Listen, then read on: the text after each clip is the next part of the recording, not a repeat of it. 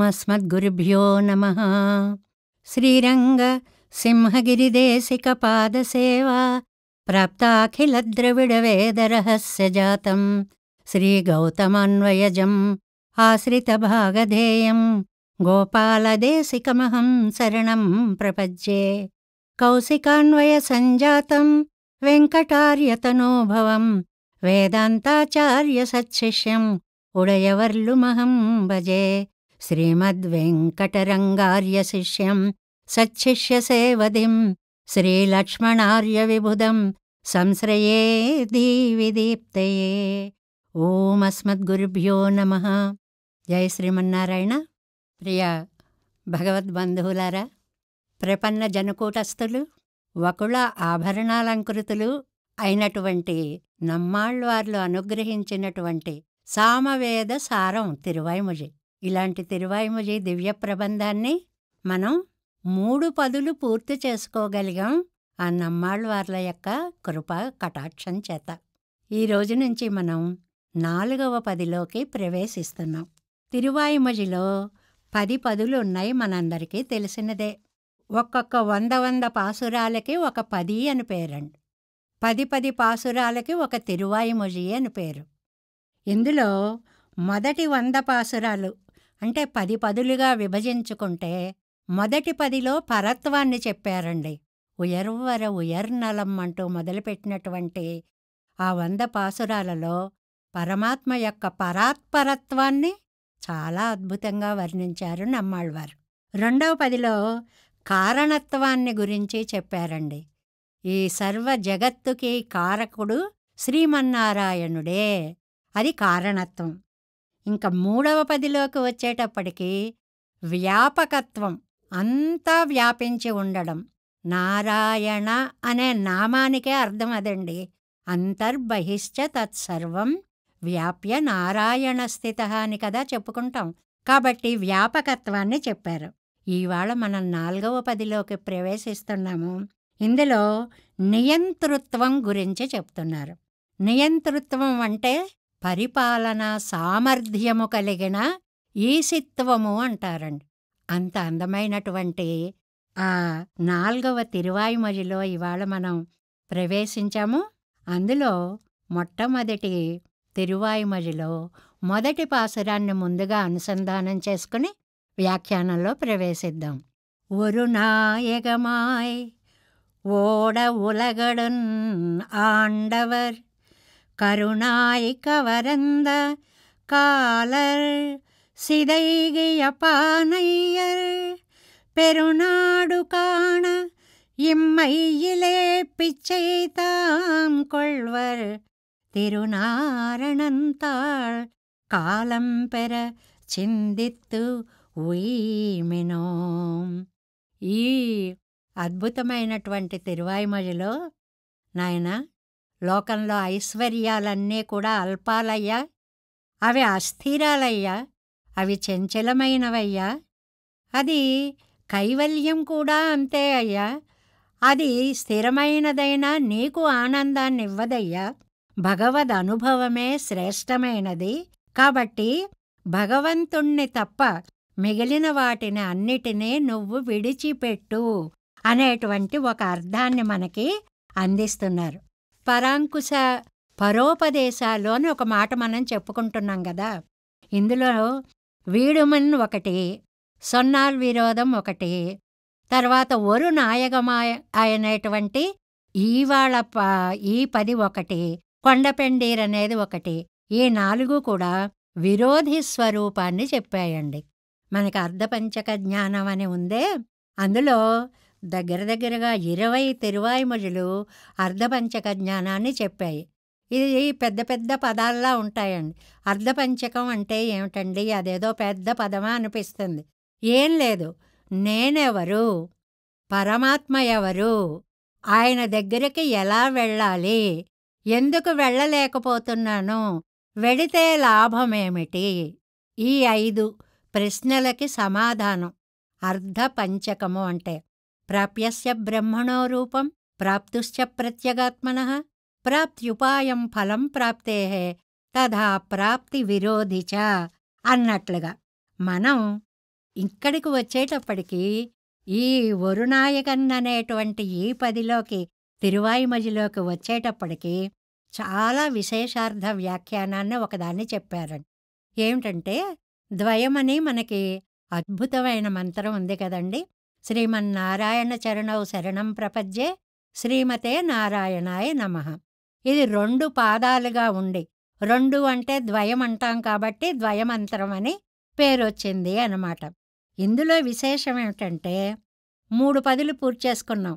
1, 2, 3 పదులలో ద్వయమంత్రంలో ఉత్తరార్ధం యొక్క అర్థాన్ని చెప్పారండి. ఉత్తరార్ధం అంటే సెకండ్ హాఫ్ అన్నమాట. అందులో శ్రీమతే నారాయణాయ నమః దాని అర్థాన్ని చెప్పారండి. ఏదైనా ఓ మంత్రం చెప్పేటప్పుడు ముందుది తర్వాతది చెప్పాలి కానీ ఇలా చెప్పడం ఏంటండి అని మనకొక డౌట్ వస్తుంది.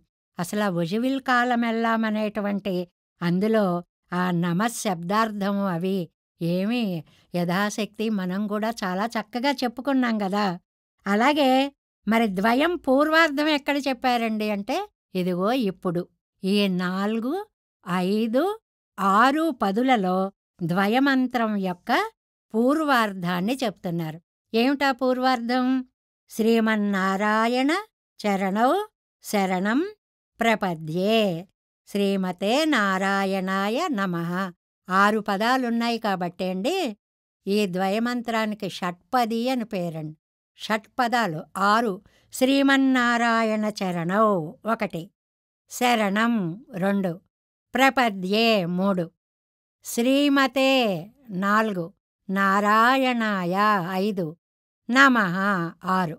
ఇలా 6 పదాలతోటి విరాజిల్లే ద్వయమంత్రంలో 1, 2, 3 పదులలో ద్వయమంత్రం యొక్క 2వ భాగాన్ని చెప్పారు, ఉత్తరార్ధాన్ని చెప్పారు. మరి 4, 5, 6లో దీనిని పేటికా సంగతి అంటారండి. అంటే ఆ 2 పాదాల యొక్క కలయికకి ఉండేటువంటి ఒక అన్వయం అన్నమాట. చాలా అందమైన పదం. ఏమిటంటే ఇక్కడ దశలు వేరుగా ఉంటాయండి. అనుష్ఠాన దశని 1, 2, 3లో చెప్పారు. ఆ తర్వాత ఫలాన్ని 4, 5, 6లో చెప్పారు అని పెద్దలు మనకి అనుగ్రహిస్తారు అన్నమాట. అంటే ఈ 4వ పదిలో ప్రత్యేకత ఏమిటంటే 4, 5, 6 ఈ 3 పదులలో 300 పాసురాల యొక్క సారాన్ని 4వ పదిలో ముందు అందించేశారండి. అది ఆ తర్వాత చివరికి వచ్చినప్పుడు ఉలగముండ పెరువాయ అక్కడ మనం ఈ ద్వయమంత్రం పూర్తవుతుంది కాబట్టే చిన్న చాత్తు చేసుకుంటాము అనే ఒక సంప్రదాయాన్ని కూడా మనకి చెప్తారనమాట. అక్కడ ఏమిటి ముందుగా ఈ పాసురానికి ప్రతిపదార్థాన్ని చెప్పేసుకుని ఈడు వ్యాఖ్యానంలోకి ప్రవేశిద్దాము అని. వరుణాయగమాయ్ ఏకఛత్రాధిపత్యం కలిగిన వారండి. ఒక రాజుల యొక్క అవస్థని చెప్తున్నారు ఈ శ్లోకంలో. రాజులు రాజ్యాన్ని పెంచి పెంచి పెంచి ఒకే గొడుగు కిందకి తీసుకువచ్చి చక్రవర్తులలాగా పరిపాలించినటువంటి వాళ్ళు. వరుణాయగమాయ్ ఏకాధిపత్యం అన్నమాట. ఇంకా అందరూ సామంతులే. ఓడ ఉలగు ఉడన్ ఆండవర్ ఓడ చాలా కాలం, ఉలగు లోకాలన్నిటినీ కూడా, ఉడన్ అన్ని లోకాలని, ఆండవర్ పరిపాలించారు, అన్నిటినీ తమ గొడుగు కిందకి చేర్చుకొనగలిగారు తమ భుజ బలము చేత. అలాంటి ఆయనండి, అలాంటి చక్రవర్తులండి కాలమహిమ శత్రురాజుల చేతుల్లో ఓడిపోయారండి. ఓడిపోయి అడవుల్లోకి తరిమి కొట్టారు శత్రురాజులు. ఆ అడవులలో చేరారు. అడవుల్లో చేరి మరి కడుపు నింపుకోవద్దా, ఆకలిగా ఉండదా? అందుకని రాత్రివేళ భిక్షాటన చేద్దామని చెప్పి బయలుదేరి వస్తున్నారు. ఎక్కడ భిక్షం ఎత్తుకుంటారు, దేనిలో అన్నం పెడతారు ఎవరైనా వారికి? పగిలిపోయిన కుండలుటండి. ఆ కుండ పెంకున ఒకదాన్ని తీసుకుని వస్తున్నారట. వస్తూ ఉంటే కరుణాయ్ కవరంద ఒక నల్ల కుక్కొందిటండి. అప్పుడే ఈనిందిట పిల్లల్ని. వెళ్ళి దాని తోకమే కాలేశారటండి. పాపం చీకటి. కవరంద కాలర్ కరిచిన కాళ్ళు, కరిచిన కాళ్ళు, ఏదో కడియాలు వేసుకున్న కాళ్ళులాగా కుక్క కరిచిన కాళ్ళు. ఇంకా ఎంత భయంకరమైన స్థితో చూడండి. అసలు కుక్క కాటు చాలా భయంకరమైనదండి. ఇప్పుడు ఎన్నో వైద్య విధానాలు అవి ఇంజెక్షన్లు చేయించుకోవాలి అది ఇది అన్నట్లుగా చాలా ప్రమాదం. అలాంటి కాళ్ళు కలిగిన వారే వాళ్ళేం చేశారు, చేతిలో పాపం ఈ పెంకు పట్టుకుని వెడుతున్నారు కదా అన్నం పెట్టుకోవడానికి. అది కాస్త సిదైగియ పానయ్యర్ పగిలిపోయిన కుండలతో. పానయ్యర్ అంటే కుండలు, అంటే కుండ పెంకులు ముక్కలు మాత్రమే. అలాంటివి పట్టుకుని పెరునాడు కాణ. ఇది చాలా ముఖ్యమైన పదవండి. ఏదో మనం కష్టపడ్డా మన బతుకు మనం బతుకుతూ ఎవరూ చూడకపోతే పర్వాలేదు. మన అవమానాన్ని ఇతరులు చూశారు అంటే, లోకంలో సామెతలున్నాయి చూడండి, మొగుడు కొట్టినందుకు కాదు తోటికోడలు దెప్పినందుకు అని, తోటికోడలు నవ్వినందుకు అని ఏవో చెప్తుంటారే, అలాగా లోకమంతా చూసింది. ఈ రాజుకు బెంగేమిటంటే, రాజ్యం పోయినా పర్వాలా, అడవుల్లో ఉన్నా పర్వాలా, ముష్టెత్తుకున్నా పర్వాలా, కుక్క కరిచినా పర్వాలా, అయ్యయ్యయ్యో ఇమ్మయిలే పిచ్చై తాం కొళ్వర్. ఎక్కడైతే మహావైభవంగా పరిపాలించారో అక్కడే బిచ్చం ఎత్తుకోవలసి వచ్చింది. ఎలాంటి కష్టం వచ్చిందో చూడండి. అందు తిరు నారణన్. కాబట్టి బ్రతుకులు అలా మారిపోతాయి నాయన. ఏ క్షణంలో ఎలా మారుతుందో జీవితం ఎవ్వరం చెప్పలేం. నువ్వేం చెయ్యాలి అంటే తిరునారణంతాళ్, ఆ శ్రీమన్నారాయణ యొక్క శ్రీపాదాలని కాలం పెరసిందిత్తు, కాల విలంబం లేకుండా ధ్యానం చేయి. అంటే ఎప్పుడో చేద్దాంలే అనుకోవద్దు. ఎప్పుడో చేద్దాంలే అనుకుంటే జీవితానికి గ్యారంటీ ఏమీ లేదు. కృష్ణ త్వదీయ పదపంకజ పంజరాంతం అద్యైవ మే విశతు మానసరాజహంస ప్రాణప్రయాణ సమయే కపవాతపిత్తై కంఠావరోధన విధౌ స్మరణం కుతస్తే. ఏమండి, ఎప్పుడు ఏ సమయంలో ఎలా ఉంటామో మనకు తెలియదు. అందువల్ల ఇప్పుడే అనుకోగానే మంచి పనులు ఎప్పుడు వెంటనే చెయ్యాలి. సిందిత్తు ఈమెన్, ఉజ్జీవించండి, ఉజ్జీవించండి అంటే మంచి మార్గంలో బ్రతకండి అని, శ్రీపతి యొక్క పాదాలని ధ్యానించాలి అనేటువంటి పరోపదేశాన్ని ఈ తిరువాయిమజిలో మనకి అందించారు అని చెప్తారు అన్నమాట. దీనికి మనం ఈడు వ్యాఖ్యానంలో ఒక్కసారి ప్రవేశిద్దాం. ఈడు నంబిళ్ళయ్య గారు అనుగ్రహించినటువంటి అద్భుతమైనటువంటి వ్యాఖ్యానము అన్నమాట. అది మనకి 4వ పది మీ దగ్గర పీడిఎఫ్లుంటే 2వ పేజీలో ఈడు వ్యాఖ్యానం. ద్వయత్తిల్ ఉత్తరఖండార్ధత్తై అరుళిச் செய்தார் కీజ్ 3 పత్తాలుం. ఇంతకు ముందు జరిగిన 1, 2, 3 పదులలో ద్వయమంత్రము యొక్క ఉత్తరార్ధాన్ని చెప్పారు. శ్రీమతే నారాయణాయ నమః అనే అర్థాన్ని చెప్పారు. ఈనిమేల్ ఇక ముందు పైన అంటే 4, 5, 6లో 3 పత్తాలే. அதில் పూర్వఖండార్ధత్తై అరుళిச் செய்கிறார். ఆ ద్వయమంత్రంలోని పూర్వఖండం శ్రీమన్నారాయణ చరణౌ శరణం ప్రపద్యే అనేటువంటి పదాల యొక్క అర్థాన్ని ఈ 4, 5, 6 పదులలో చెప్తున్నారు. కీழ் 3 பத்தாலும் சொன்ன புருஷார்த்தத்துக்கு உபாயத்தை அடியிலே அறுதியிடுகிறார். இவ்வடி அறியாதாரிரே ఉపాయాంతరంగళాగిర విలక్కడిகளில் పోగిరవర్గళ్. ఇక్కడ మనం ఈ 2వ భాగం ఉందే, ఇది ఫలాన్ని తెలియచేస్తుంది అని చెప్పుకున్నాం కదండి. అది ఈ తిరువాయిమజి మళ్ళీ మొదటి పదులతోటి ఉత్తరార్ధాన్ని చెప్పుకున్నాము. ఇక ముందు 3 పదులతోటి పూర్వార్ధాన్ని చెప్తున్నాము. ఇవేవి మిగిలినవేవి మీకు ఉపాయాలు కావు. ఈ సిరి సంపదలు మిమ్మల్ని రక్షించవు. భగవత్పాదార విందాలే మీరు నమ్ముకోవలసిన ఉపాయము అని ఈ తిరువాయిమజిలో పెరుమాళ్లను ఎలా సేవించాలి అనేటువంటిది మనకి తెలియచేస్తున్నారు. ఇది తెలియని వాళ్ళుంటారండి. తెలియని వాళ్ళు ఏవేవో మార్గాలు ఆశ్రయిస్తారు. కానీ మనం ఆచార్యుల వల్ల పెద్దల వల్ల తెలిసిన అదృష్టవంతులం కాబట్టి సంపదల యొక్క అశాశ్వతత్వాన్ని గుర్తు తెచ్చుకొని శాశ్వతుడైనటువంటి నారాయణున్నే కొలవండి అని చెప్తున్నారు అన్నమాట. ఇవరకు నిరవధిక ప్రీతియోడే, నెక్స్ట్ పేజ్ ఫస్ట్ లైన్, ఇవరకు నిరవధిక ప్రీతియోడే ఇరే కీழ் తిరువాయ్మొழியில் చెన్రదు.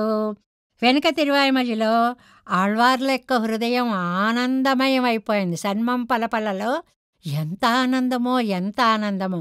నాకు లోటు లేదు, నాకు లోటు లేదు, నాకు దుఃఖం లేదు చెప్పుకున్నాం కదండి చాలా వివరంగా. కీழ் తిరువాయ్మొழியில் చెన్రదు తామం కురైవత్తు, తమకీ లోటు లేదు. పత్తినార్కు కురయ్యున్ తీరక్క వల్ల రాంబడి ఇరిందార్ కీழ், ఆయన్ని ఆశ్రయించిన వారికి కూడా ఏ లోపాలు లేవు. అంటే భగవంతుడిని ఆశ్రయించిన నమ్మాళ్వార్లకి లోటు లేదు, నమ్మాళ్వార్లను ఆశ్రయించిన వారికి కూడా ఏ లోటు ఉండదు అనేటువంటిది మనందరికీ ఎంతో ధైర్యాన్ని ఇచ్చేటువంటి విషయం అన్నమాట. సంసారిగళై పార్త్ నింగళ్ పత్తిన విషయంగల్ తండితాన పెన్బో. ఒక్కసారి ఇంత ఆనందంగా ఉన్న నమ్మాళ్వార్లు లోకంకేసి చూశారు. చూసేటప్పటికి వీళ్ళు ఈ సంపదలు, ఈ భోగాలు, ఇదే జీవితం అనుకుంటున్నారు. అయ్యో, ఈ సంసారులందరూ ఇలా ఉన్నారే, సంసారిగళై పార్త్, వాళ్ళని చూసి நீங்கள் పత్తిన విషయంగళ్ తండితాన పెన్బో అవత్తై విట్టు, అయ్యయ్యో మీరు పట్టుకున్నవి గొప్పవి కాదర్రా, దాన్ని విదిలిపెట్టండర్రా, శ్రీయపతియై పత్తుంగోళ్ ఎండ్రు పరోపదేశ ప్రవృత్తరాగిరార్ అని పరోపదేశము, స్వామి పాదాలు సేవించండి అని పరోపదేశం చేయడం మొదలుపెట్టారు. ఎక్కడెక్కడ చేశారో చక్కగా వివరాలు ఇచ్చారు చూడండి. వీడమున్ ముత్తత్తిలం పరోపదేశం పణ్ణినార్.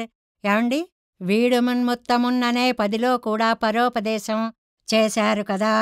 సొన్నాల్ విరోధత్తిలిం పరోపదేశం పణ్ణినార్.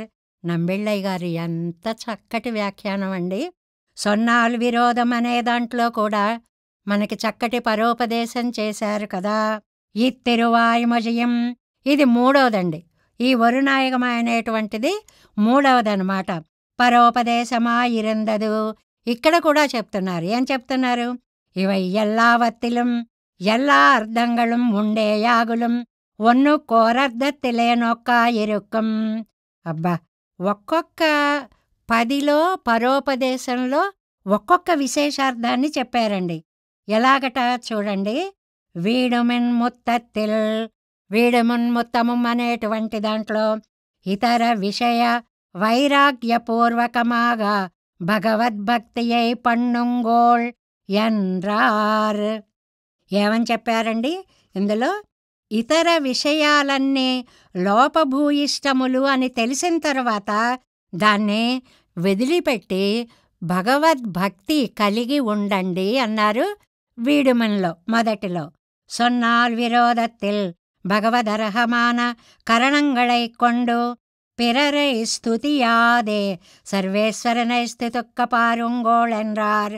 ఇదొక అద్భుతం అండి. సొన్నాల్ విరోధంలో అసేవ్య సేవనం అంటారు, చక్కటి పదం. కూడని వారిని సేవించకండి అని అంటే ఆ బలహీనులని, ఎందుకు పనికిరాని వారిని స్తుతించి మీ వాక్కుని వ్యర్థం చేసుకోకండి.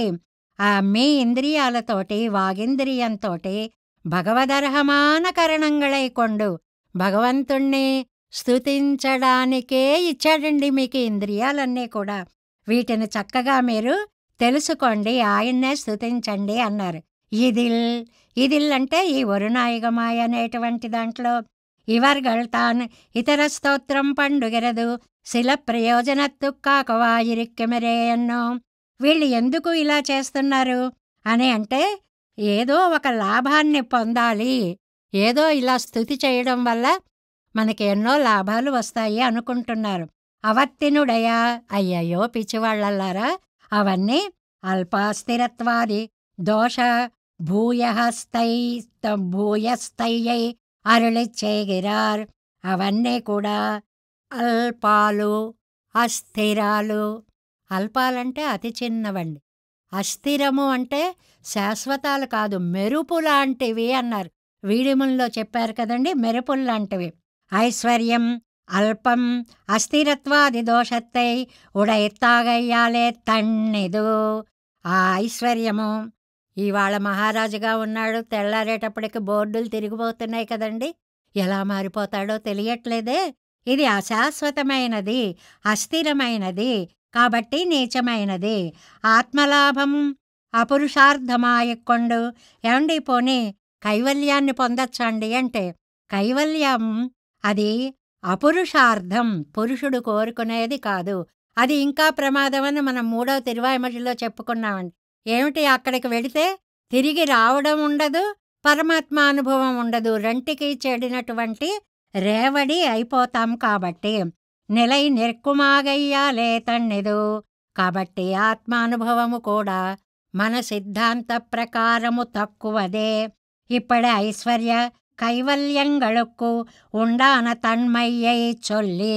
ఇలా ఐశ్వర్యానికి కైవల్యానికి ఉండేటువంటి తక్కువ ధనాన్ని మనకి చాలా చక్కగా వివరించి, సర్వేశ్వరనాగిరాన్ సమస్త కళ్యాణ గుణాత్మకనాయ్ సర్వాపేక్షిత ప్రదనాయిరుప్పానొరువన్.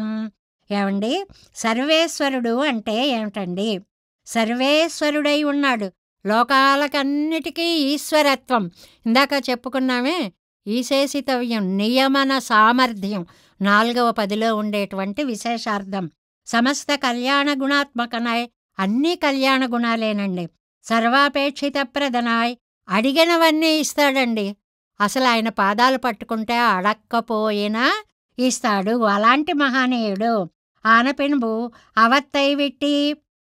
அவத்தை விட்டு பகவத் பஜனம் பண்ணப்பாருங்கோழியன் இங்கனே பகவத் சமாசிரயணத்துக்கு உண்டான நன்மையை ఉపపాదియా నిన్నుకొండు పరోపదేశ ప్రవృత్తరాగిరారు.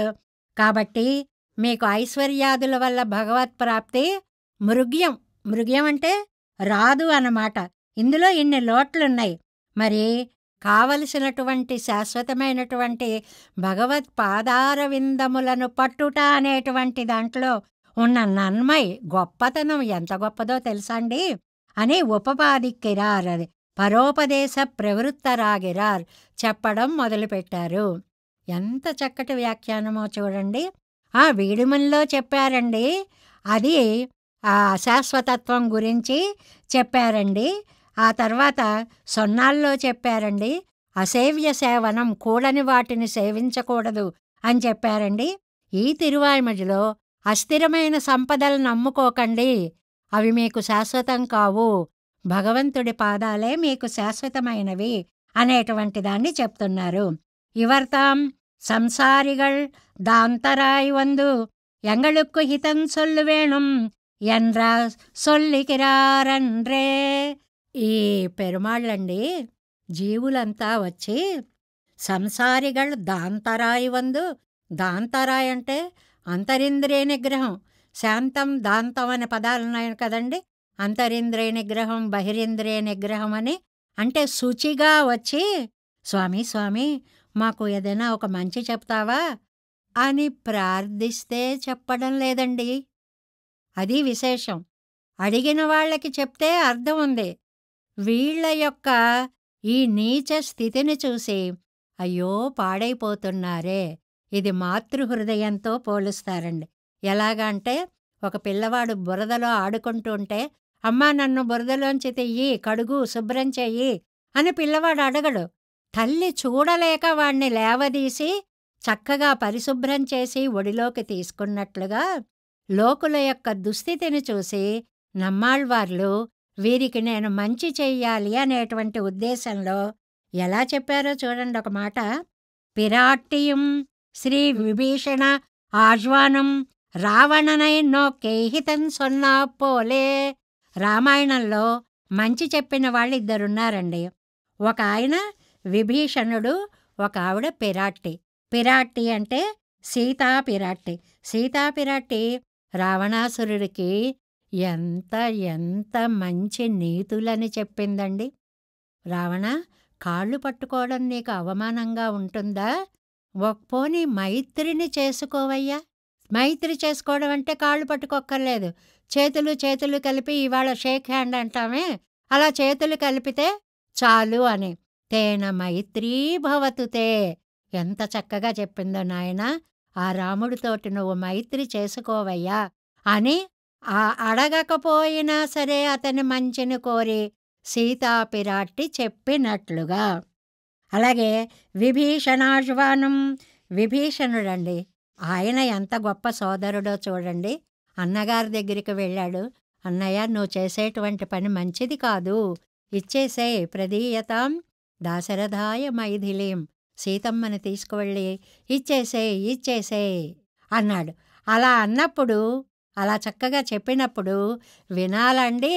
కానీ పోగాలము దాపరించిన వారు మూర్ఖనరు కనరు వినరు అని ఒక మాట ఉంది కదండి.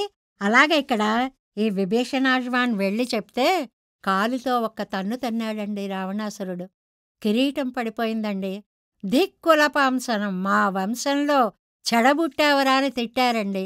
అయినా కూడా అతన్ని బాగు చేయాలని ప్రేమతో ప్రయత్నం చేసే విభీషణుల్లాగా.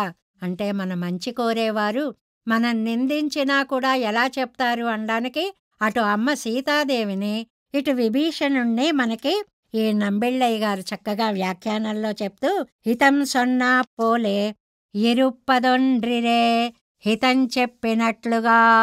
ఇక్కడ ఒక అందమైన మాట చెప్తారండి. విభీషణుడు ఏం చెప్తాడు? ప్రదీప్తం శరణం యథా. ఒక అందమైనటువంటి రామాయణ శ్లోకాన్ని చెప్పారు.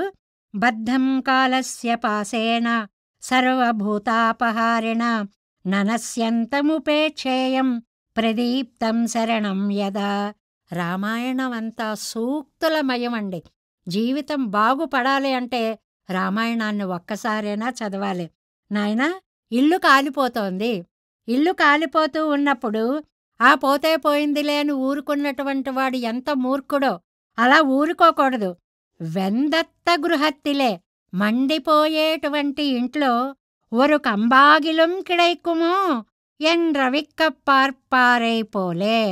ఒక్క దూలమైనా రక్షించుకుందాం, ఇల్లు కాలిపోతోంది, అట్నుంచి మంట వస్తోంది, ఇప్పుడే ఆర్పేస్తే ఈ దూలాలైనా మనకి మిగులుతాయి, కాలిపోకుండా ఉంటాయి అని ఈ కాలిపోయే ఇంటిని తడపడానికి, ఆర్పడానికి, కొంత భాగాన్నైనా రక్షించుకోవడానికి చేసేటువంటి ఒక ప్రయత్నంలాగా సీతమ్మవారు గాని విభీషణుడు గాని చెప్పినప్పుడు వాడికి కాలం కలిసి రాలేదు, ఏదో కాలము దాపరించింది కాబట్టి పెడచెవిని పెట్టాడే. అలాగా ఇక్కడ నమ్మాళ్వార్లు ఎంత చెప్తూ ఉన్నప్పటికీ కూడా మనము ఎక్కడ వినేటువంటి స్థితిలో లేము. మన దుర్గతిని మనకి తెలియజేయడం కోసం లోకల్లో ఉండేటువంటి ఐశ్వర్యాల యొక్క అశాశ్వతత్వాన్ని నమ్మాళ్వార్లు ఈ పాసురంలో మనకి చాలా అద్భుతంగా వివరిస్తున్నారు. దాన్ని మనం తర్వాత చెప్పుకుందాం. జై శ్రీమన్నారాయణ.